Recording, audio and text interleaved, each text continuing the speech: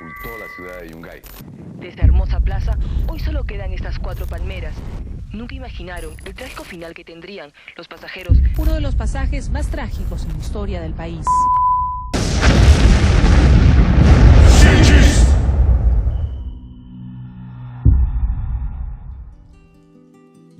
Yo tenía 10 años de edad y vivía con mis padres, mis hermanos. Aquel día era un día precioso. Eran 5:30 de la mañana cuando yo desperté. Salté de la cama y escuché el casco de los caballos de mi abuelo. Él, como madrugadores, nos obsequiaba aquel animalito que había nacido por estar despiertos tan temprano.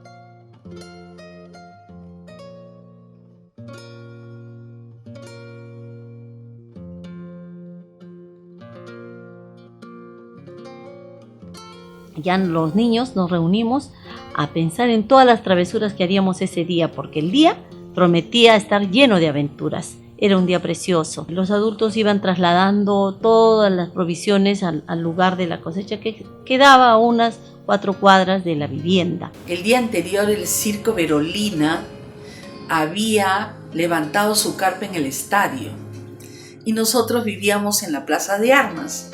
Y la Plaza de Armas estaba distante del estadio. Y como era el momento del México 70, todos los adultos estaban distraídos en escuchar la radio porque ahí no había televisión. Una ciudad hermosa, bonita, progresista, con gente alegre, y por eso le llamaron también Yungay Hermosura, por la belleza de sus mujeres, su paisaje, su clima, y todo esto desgraciadamente termina el 31 de mayo de 1970, cuando se produce el terremoto y a continuación viene el alud. Cuando de pronto comenzó el movimiento, un movimiento aterrador, un ruido ensordecedor. De pronto ese paisaje precioso se transformó. Nosotros estábamos por ingresar al circo. Estaban las primas comprando los boletos. Y en eso empieza un primer movimiento y luego empieza el terremoto. Yo estuve con un grupo de amigos fuera de la ciudad, pero cercana al cementerio. Y en el momento del terremoto nos encontrábamos en la parte posterior del cementerio, donde hay unas rocas grandes. Cuando estábamos allí, que se produce el terremoto, tratamos de salir para volver a la ciudad, pero nos damos cuenta que por el frente se venía ya la luz, una mancha negra fuerte, con un ruido bastante ensordecedor. Y en lugar de volver a Yungay, hemos retrocedido a las rocas y nos ubicamos en la parte más alta de la roca, con la esperanza de que, siendo parte alta, no nos suceda nada. Y fue así. Estaba preparando para Pachamanca, ¿ya? Entonces, y comenzó, todo se quedó, y todas las noches hemos venido hasta nuestra casa, hemos salido de Cuey, 6 personas teníamos en la casa, las 5 de la mañana. Comenzamos a ver llegar a las personas heridas, ensangrentadas, llorando, suplicando al lugar donde estábamos nosotros. Sin tener alimentos, con la casa que había desaparecido, nuestros familiares que ya no estaban, y eso quizás fue lo que nos hermanó a todos. Ver a las personas queridas, amigos, vecinos, familiares, heridos y muertos, era muy triste. Era demasiadamente doloroso ver incluso que todos nos habíamos quedado con lo que teníamos puestos. Las casas se habían destruido y no había nada para comer. Estábamos todos desesperados porque no sabíamos si veríamos a nuestros seres queridos. Yo estaba minutos antes con unos tíos y unos primos y una primita muy querida que estábamos jugando ahí. Y al rato la trajeron en brazos, chorreándole sangre y con los sesos que podíamos verlo. y murió ahí cuando nosotros la estábamos viendo.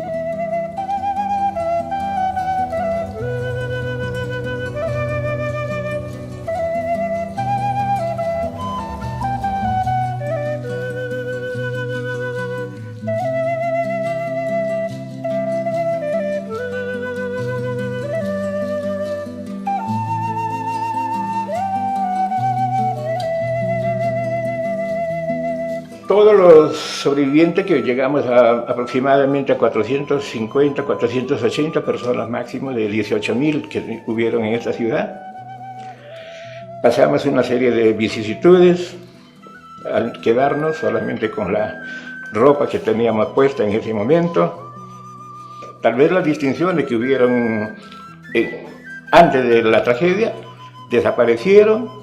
Campesinos, ciudadanos y todos nos juntamos, nos unimos y tratamos de salir adelante en una forma de ayuda mutua. Cuando ya pasó ese movimiento telúrico tan terrible, yo no sé cómo mi padre y algunos varones se repusieron de ese momento tan aterrador. Ellos inmediatamente, liderados por mi papá, comenzaron a buscar palos y mantas para hacer refugios, porque la zona donde estábamos era una zona muy frígida, y entonces ellos inmediatamente comenzaron a buscar de entre los lugares aledaños palos y mantas. Y las mujeres, lideradas por mi mamá, hicieron fogones grandes con las ollas que traían los varones. Se vino a unir la gente del campo y de los alrededores, que también habían sufrido los efectos del terremoto ya en este caso, porque se les cayó la casa.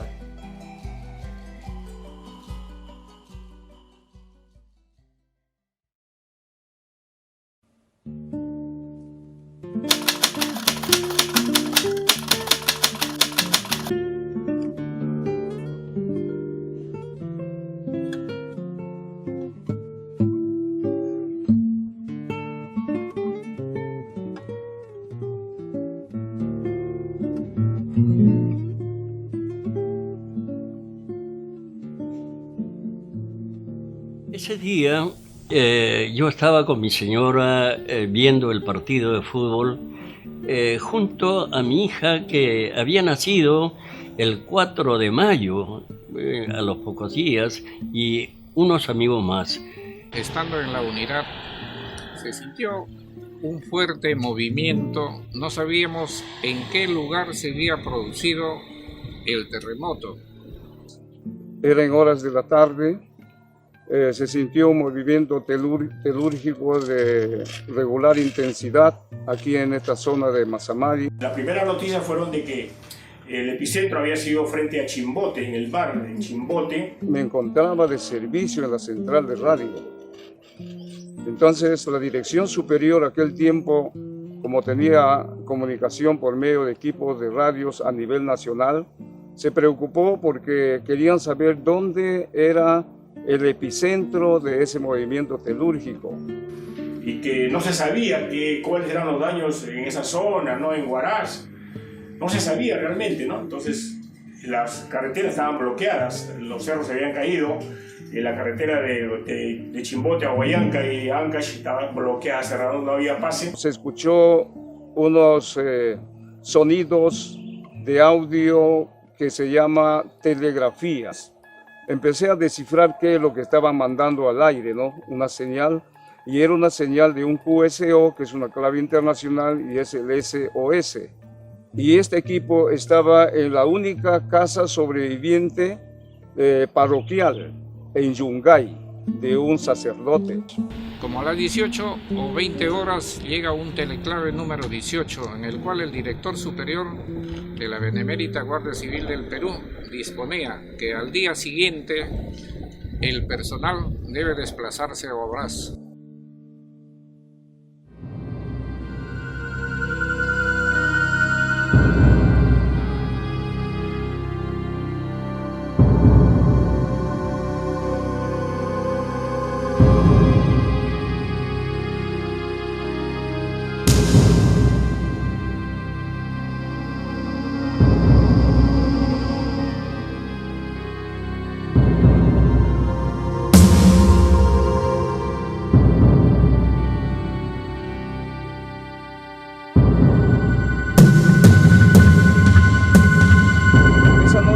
recuerdo que nos formó el comando y empezó a escoger 60 hombres para poder viajar a Huaraz.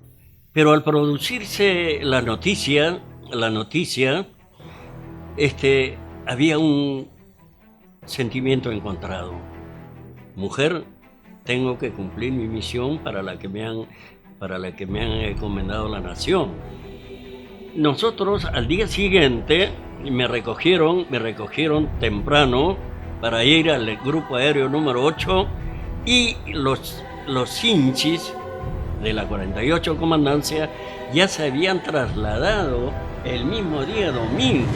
Y eso fue la orden que dio el presidente, que vayamos. Entonces, esto fue más o menos el día primero.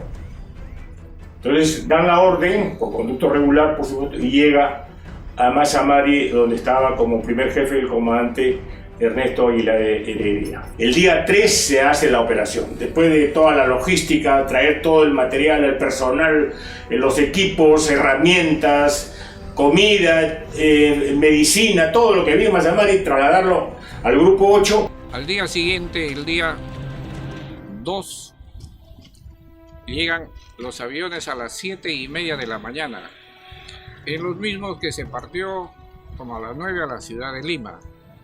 Llegando a Lima, todos esperábamos en el aeropuerto para poder viajar a Huaraz, pero resulta que por el mal tiempo se suspendió el vuelo en ese día y todo el personal nos dirigimos a la 24 Comandancia, a donde queda caballería en la actualidad, para alojarnos. En esa noche llegó ahí el director general para incentivar al personal y dar instrucciones precisas qué es y qué íbamos a hacer en Huaraz. Al día siguiente temprano ya estuvimos listos para embarcarnos en aviones. Ahí del grupo aéreo número 8 nos equipamos con los paracaídas.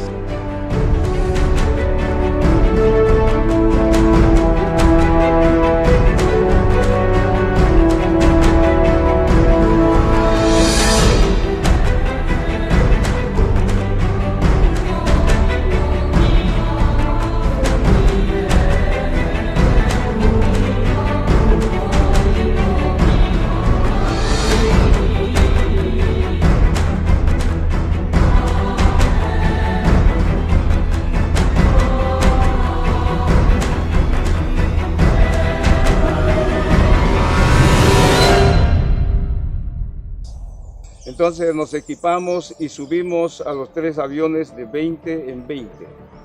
Ahí recuerdo que en el primer avión estaba el teniente Juan Fischer Ascarza.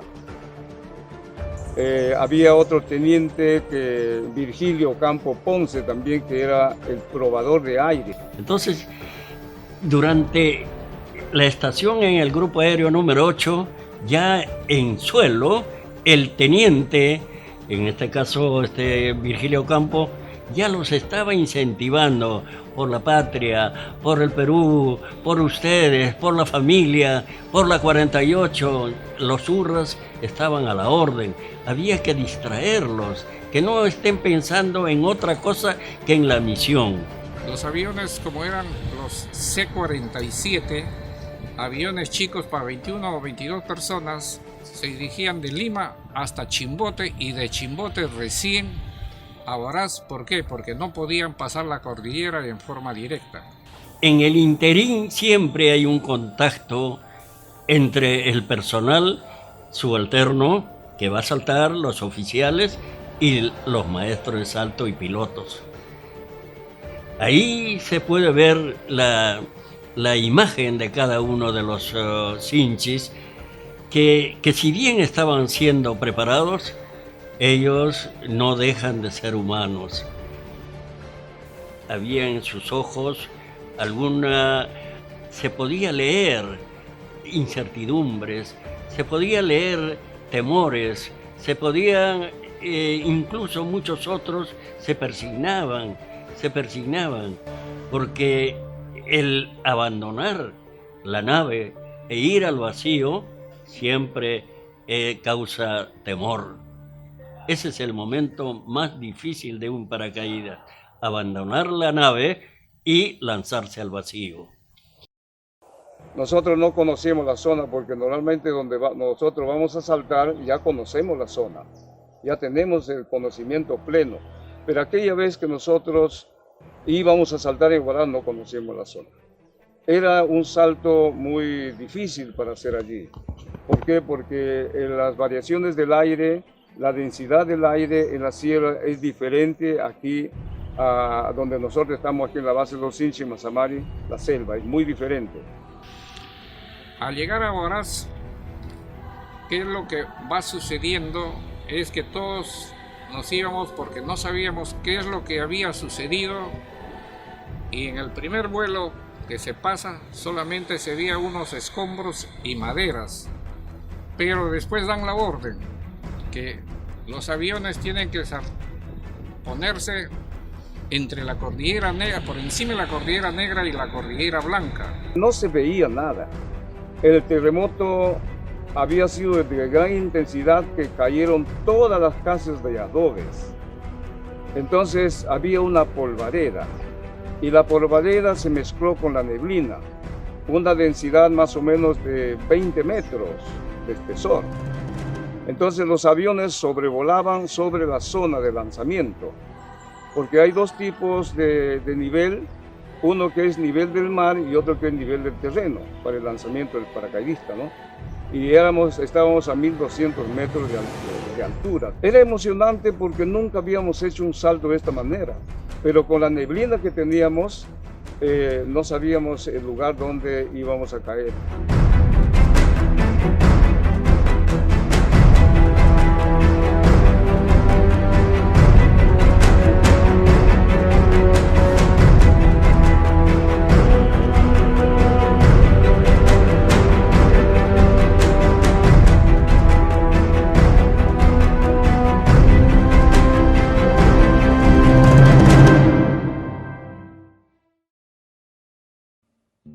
Y las provisiones que teníamos en ese momento, en ese lugar, ya se iban terminando porque las personas iban llegando de todas partes ahí y todos se refugiaban ahí y teníamos que compartir lo que teníamos, y por lo tanto ya se iban acabando las provisiones. Los adultos se desesperaban porque ya no había nada para que nos den a nosotros. Los paracaidistas debían estar ya en línea, y esa línea la manda el jefe de ellos, y es él que da el ejemplo. Sobre esta base, o ojo al guía, es la voz en la que los demás le van a decir. Con todos los miedos, con todo el temblor de las piernas, tenían que saltar. Yo particularmente no he tenido un ejemplo de resistencia, de cobardía, no. Al contrario, he visto gente comprometida con lo que debía de hacer, y saltaron los 30 hombres de esa nave.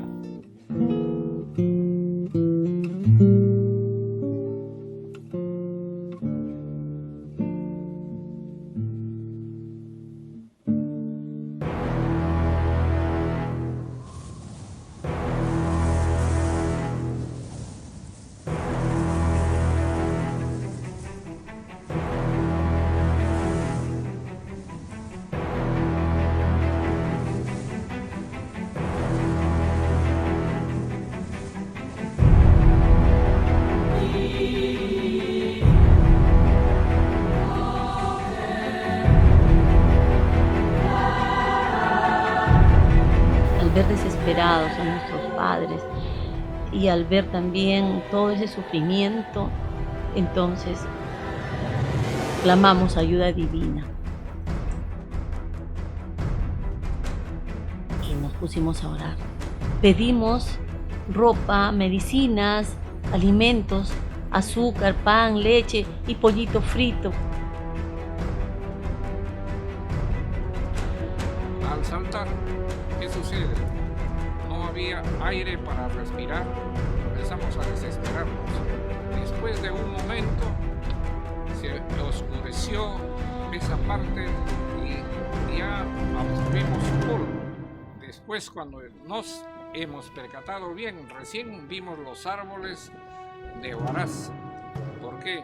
El maestro Salto nos había dicho: ustedes jalen su paracaídas a un arbolito verde que hay, pero abajo había más de 12.000 plantas de eucalipto. Estaba yo distraída en un rosal y cuando escuché a otro de los niños que decía: mira, ahí están los ángeles que has pedido, Diosito nos ha mandado. Y yo volteé a mirar y todos vimos en el cielo que efectivamente iban bajando los ángeles verdes de ahí. Deben haber sido unos ángeles con paracaídas.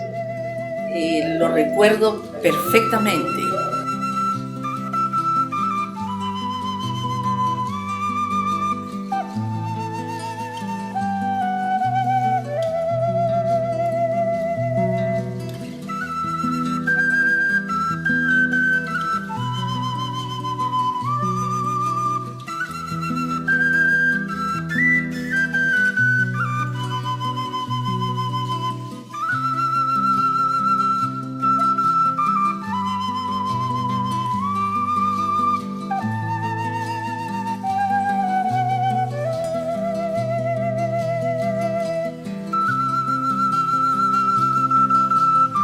Los vimos tocar tierra y entonces nuestra esperanza vino a nosotros.